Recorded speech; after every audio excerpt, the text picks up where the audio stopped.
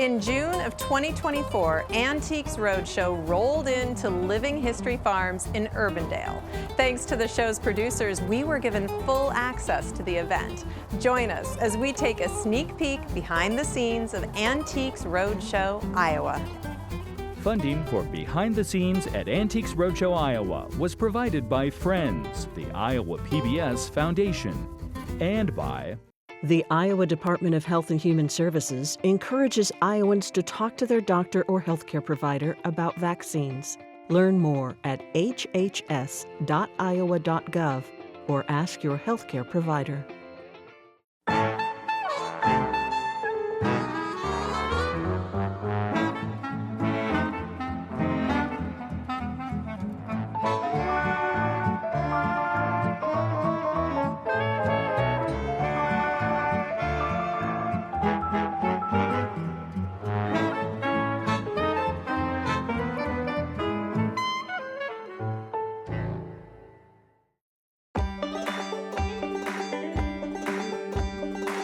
Here at Living History Farms, crews are getting ready to welcome a crowd of about 3,500 people. And a lot of those people are very excited to find out more about the cherished items they have picked out to bring with them. Antiques Roadshow is a highly anticipated event. For some people, the journey to the show is years in the making. When it was announced that Antiques Roadshow was coming to Iowa, more than 10,000 people entered a lottery to get a ticket. Jan and her sister are two of about 4,000 lucky ticket holders. We recently talked with Jan as she began the process of deciding what items to bring. Part of the Antique Roadshow is you get to bring two items. So we kind of have the conundrum needing to make a decision of which ones that we bring. Jan's treasures come from the farm where she grew up. Her ancestors immigrated from Germany in the late 1800s, and her items reflect that history. There's a corn planter, kitchen tools, and a spinning wheel made by her great-grandfather. Every item has a story. So this is a beer tapper from Germany. It's in the 1800s, and they used it. They didn't have the modern beer tappers, obviously, and beer came in large barrels. So there would be a bung, they called it, in the barrel. They took that off, and they would hammer this into the barrel and then turn the spigot, and that's how you would get beer. Being 100% German, beer was a refreshment that was enjoyed often, so this was an important tool in our family history. These are coins that my great-grandfather gave his wife. It was a tradition in Germany at that time that they exchanged coins instead of rings. So these are actually $2 coins. One is from Hanover and one is from Prussia. They got married in 1865, and it's fun to have these in our family and knowing that I'm holding something my great-grandfather and my great-grandmother exchanged 170 years ago. So we have some decisions to make before Monday of which ones that we're going to be able to bring, but it's just been a fun process leading up to this. Antiques Roadshow gave Jan an excuse to sit down with her parents and talk about their family's history. I've always wanted to capture some of the family history and videotape it. They're not really comfortable sitting down and doing that. But part of this process, for them to have props per se and to be able to be sharing the antiques, and once my parents got going, it wasn't even about the antiques anymore. Now we've captured history. So what an exciting thing. Not even if we don't make the Antique Roadshow, this is a treasure for our family and that we're going to keep for generations. And you still use it. And we're still using it. Bakes the best rolls and bread. It does. Antiques Roadshow visits 5 cities every year, and behind me you can see just a sampling of the amount of equipment they need to travel with. It takes months of planning and hundreds of people to put all of the pieces in place. While the crew was setting up, we had a chance to talk with 3 of the show's producers about how they're able to pull off this enormous event. How did you decide that Antiques Roadshow was going to come to Living History Farms? It's actually a funny story because we've been to Iowa before, but now that we're filming outside, we're looking for these kind of historic, iconic, culturally significant American locations. So we have a team that works on this, not just myself. So Allie Izzo Smith, who's one of our producers, came into my office and she's like, I just found this really great place in Iowa I think we should go to. At the same time, our other event producer said, I just got an email from them today.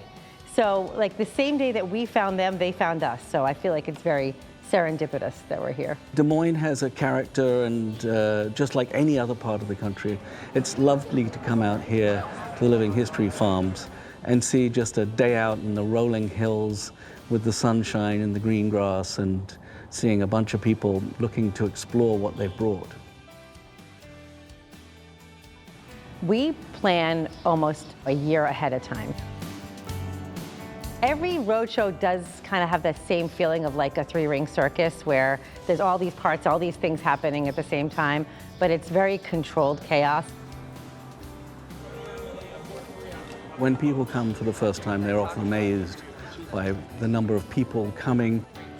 There's 3,000 guests, there's 75 appraisers, including 8 or so at Triage.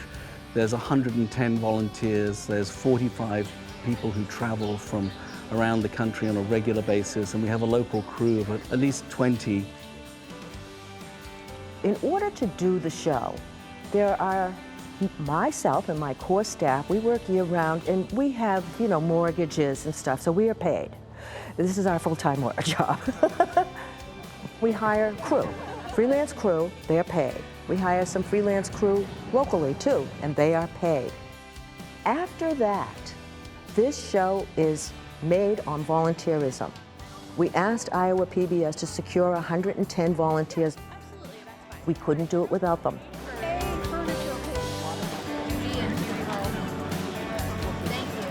Volunteers are trained by Antiques Roadshow staff in a number of roles. They work with television crews, welcome guests, and are essential to the success of this event. We will see about 3,000 people tomorrow. Most of them will not be taped. They need to have a really good experience. They need to understand more about what they own. The morning of the show, there's just like kind of this buzz in the air. It feels really electric because you know what's going to be happening next. You know that it's going to turn into this awesome, event, but you don't know what's coming. And that's, for me, is my favorite part of the day, is like just the anticipation of like, what are we going to find today?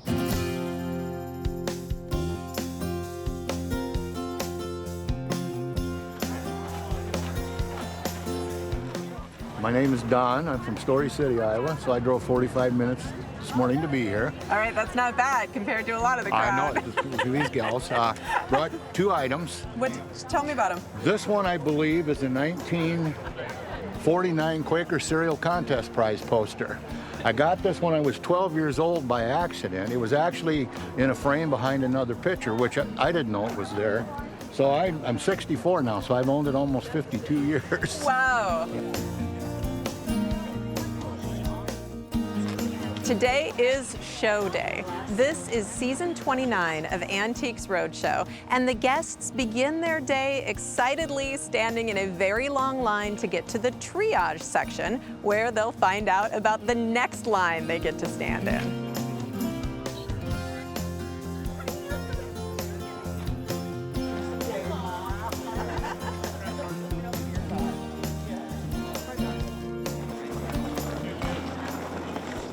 My name is Christine, and I'm from Hammond, Indiana.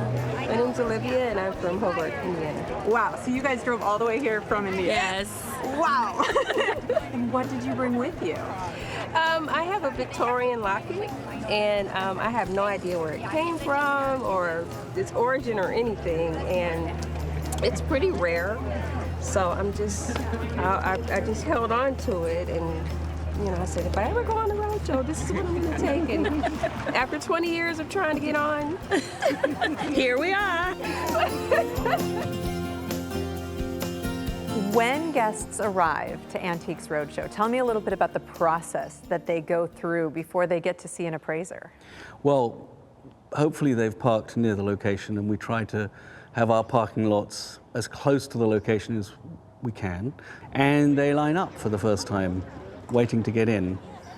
Somebody will check their tickets and they come in, and then the second time they line up is for what we call triage, or front desk.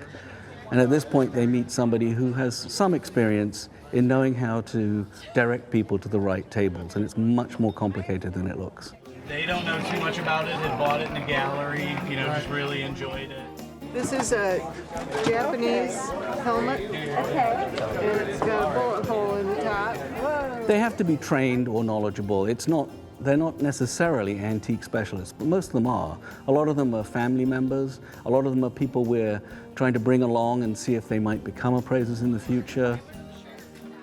They're there to help start the process, moving along smoothly. And what are you hoping to get out of your adventure today? The painting that my grandparents had, the family story is that they went to a county fair in Northeast Iowa and the painter was there painting it and they purchased it there. So we're hoping that they can tell us, is it really a painting? Is it really true? Nice, nice.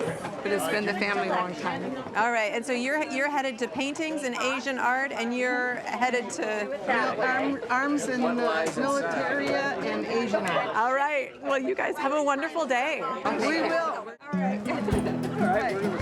When guests know what category their items fall in, they get in another line to meet with an appraiser that has specific knowledge in that area.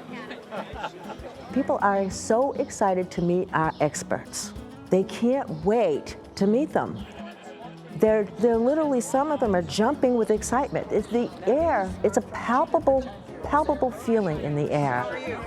They see their favorite appraiser and they see them whisper to each other, oh, there's Mark Mason, and or there's Lee Kino, or whatever their person is. And then when they have the chance to talk with that expert, they are, whether it's someone they recognize or not, truly captured by all that person knows. When you watch the appraisers work on the show, you get the idea that a lot of them are really excited about kind of the puzzle solving part of what they're doing. What is in it for them, though? What makes it worthwhile for the appraisers to spend their time with Antiques Roadshow? They're on Antiques Roadshow. I said this before, that participating in Antiques Roadshow is a good thing for your career, is a good thing to put on your company website. It's really an amazing thing for people to say that they've done. But of course, Antiques Roadshow gets a huge amount from them, and they are people of integrity with good business reputations who know their stuff and can tell it well. Here's your writing desk that I got. Can you play it? It's a symbiotic relationship. Of course, they get their presentation on a broadcast or streaming of many millions of people each week. They also get on our website, they have their contact information on our website, they have a connection to this pool of appraisers. There's about 150 of them.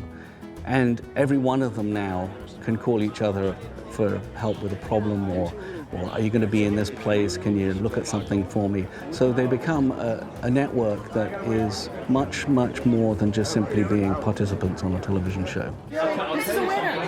Thank you. I appreciate it. I'm here with appraiser Leela Dunbar, who focuses on sports memorabilia, and you seem to be having a great day. Tell me what's going on. Well, I cannot believe the great amount of items that have come in already, and from some of Iowa's favorite sons and daughters.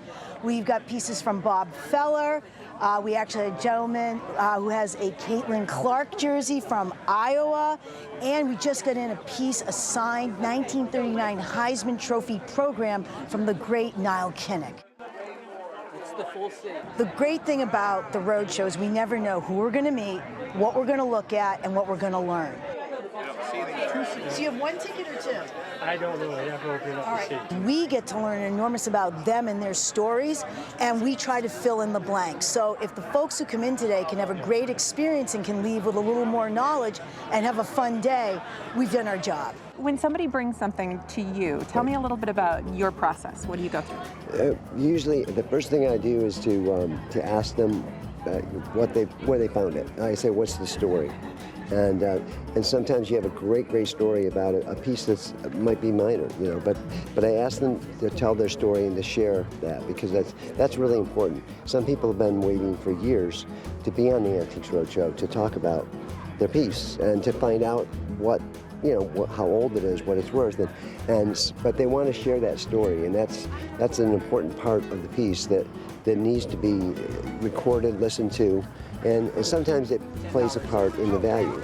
This is more interesting. I love this little panel. We want to make sure they have a great time, and this is public television, so although 99.5% of the things don't get on TV, these are all people loyal. We wouldn't have a show if they weren't here, you know, bringing their things. We wouldn't have a show without viewers, as you know. Having a show also depends on finding interesting items to feature. On the day of the event, Marcia, Sam, and Jill are pickers. That means they're the ones who decide which stories will get recorded. Is busy appraising items. A lot of times it's things that he or she has seen many times, not worth a lot of money. But occasionally they'll see something that they really like. They might ask a couple of questions. And if they're smart, they don't say anything at all except, I'd like to call a producer over. The guest sits down, and one of us 4 pickers goes to interview the appraiser and the guest. Hi there. Hi. Hi, I'm Sam. I'm one of the producers. Okay, Sam. And you are? Sue. Sue, and I'm Jack. And what did you bring? What we brought was a Navajo rug that I had inherited from my parents, who and my mom had inherited from her parents, so my grandparents. Can we take a look? Sure. It's story building. It's creating something out of what we see in front of us. Sometimes you have to coax a story out of it, or sometimes it's so complex you have to distill the important bits, or sometimes it's slightly awkward and you have to find a way to express things that are not so easy to say so that everybody can get to see important objects. Even some very pricey things don't make it if we've already seen something so similar more than once. And I'm yawning. I can't be bored with anything I'm picking. I won't be. And I think all the pickers feel the same way. I've decided not to take these things. Okay, fair enough. I understand. Thank you for coming and waiting for me.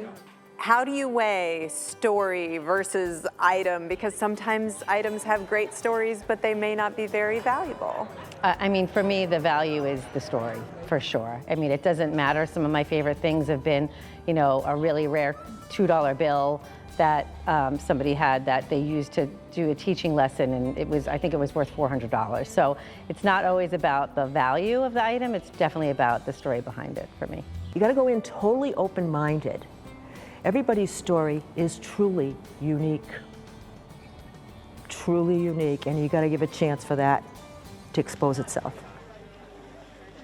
People will line up with their items and they bring all different kinds of things. And one of the categories of things that gets appraised is weaponry. Is that challenging? How do you handle that? Well, we have a category called arms and militaria.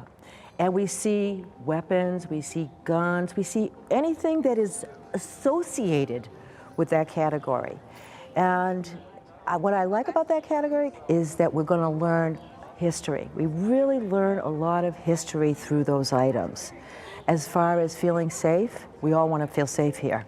And so we only allow in antique guns. We trigger lock the guns. We don't allow ammunition in. And never mind guns, we have a lot of people here tomorrow with very pricey items, some of them. We have plainclothes and uniformed police here to make sure that everybody is safe with their treasure, whether it's a rifle or a pot. All kinds of things get passed down through families, and some of these items speak to uncomfortable periods in our world history. How do you handle some of the more uncomfortable items? Things like Nazi memorabilia, a reputable auction house or dealer won't sell. We have issues like even with Confederate material, which are problematic. It's very hurtful to some portions of our population. So what we do, the most responsible thing we can do, we give you the facts. Here's what we know about this item. Here's his role it played in history. A good example of something that came in and it's not a weapon is in Boise. It was somebody I interviewed, and she was a Japanese-American woman whose uncle had been in an internment camp. And she talked very elegantly about what that was like as a Japanese-American. And so it wasn't even anything we said. It came from our guest. And for me, that was so powerful. And that's one of the really powerful things about Antiques Roadshow. It's our stories. That's her story, and the impact it had on her family. I love the stories of things that are unique. It's like a one-off or a first person, they were there. You know, we've had the person who is the AP photographer who took the photo of Johnson getting sworn in after Kennedy's assassination. And because it went out on the AP wire, he was never credited with it. So he didn't have any notoriety until Roadshow said, oh my gosh, you're the person who took the photo. And this was like years ago. But I love those stories, that like things that come in and we're the first person to tell the story, to give this person credit, or to hear those I was there moments. Going to be down there, so you can, if you want to start Of the here. thousands of items seen at Living History Farms today, only a few will be selected for taping. And of those, even fewer will make it into the episodes. If an item is chosen for taping, the guest and the appraiser will make their way over to one of the television areas where the crew is ready to record their appraisal on camera. So by the time we walk out of here, the end of the day tomorrow, which will be very late for the last person, we'll have enough for 3+ shows. We caught back up with Olivia and Christine from Indiana after their appraisal. Tell me, how did it go? Oh, it was great. We got to meet our favorite appraisers, and it was great. Can you show me what the big hits were? This was worth a little bit less than this one, but it was, what made it so intriguing was that Kevin, he'd never seen anything like this before, and it was from a Victorian piece, and he was just blown away by it. It's a Victorian brooch. Where did you get your hands on it? At a thrift store. Wow. Do you remember how much you paid for it? $8. $8. All right. So you had a sneaking suspicion it was something special. And then this is the other piece. Tell me a little bit about that one. Well, that's late Victorian. He said it was like early 1900s. And especially with the blue enamel, it's 14 karat with natural pearls with the diamond starburst. $16 for that. 14. Gold and diamond. Yeah. $16. Diamonds and pearls. Diamonds and pearls and gold. Yeah. That is amazing. Yeah. So do you guys feel like all of your Antiques Roadshow dreams are coming true? Yes. You've been doing this for 24 years, so you've been at this a long time. What have you learned from observing humanity on Antiques Roadshow?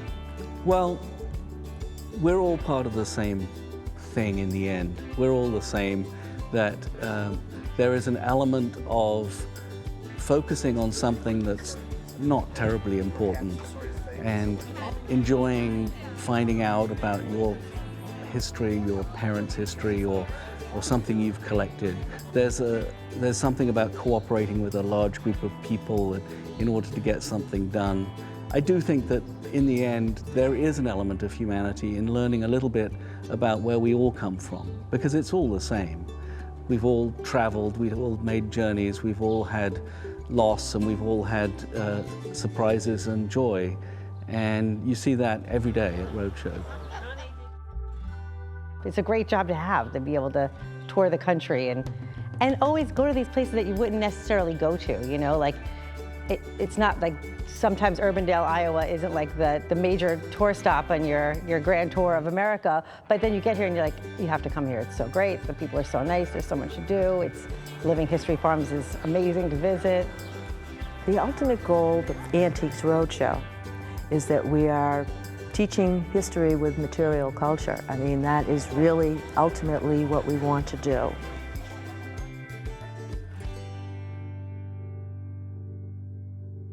It has been an incredible day. So many people came out eager to join the event, eager to learn, eager to share their treasures and their stories. Thank you to everyone who shared their items. Thank you to the volunteers who gave their time, and thank you to the producers of Antiques Roadshow who allowed us to show you how this iconic experience comes together. Be sure to watch the Antiques Roadshow Iowa episodes to find out who made the cut. I'm Charity Nebbe. Thank you for joining us for Behind the Scenes at Antiques Roadshow, Iowa.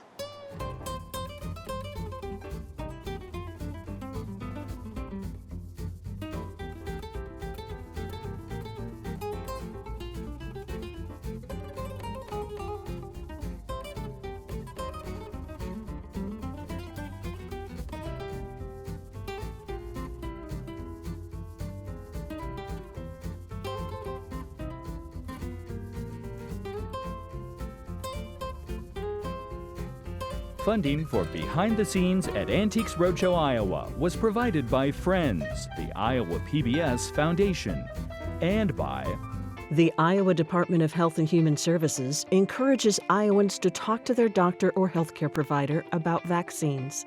Learn more at hhs.iowa.gov or ask your healthcare provider.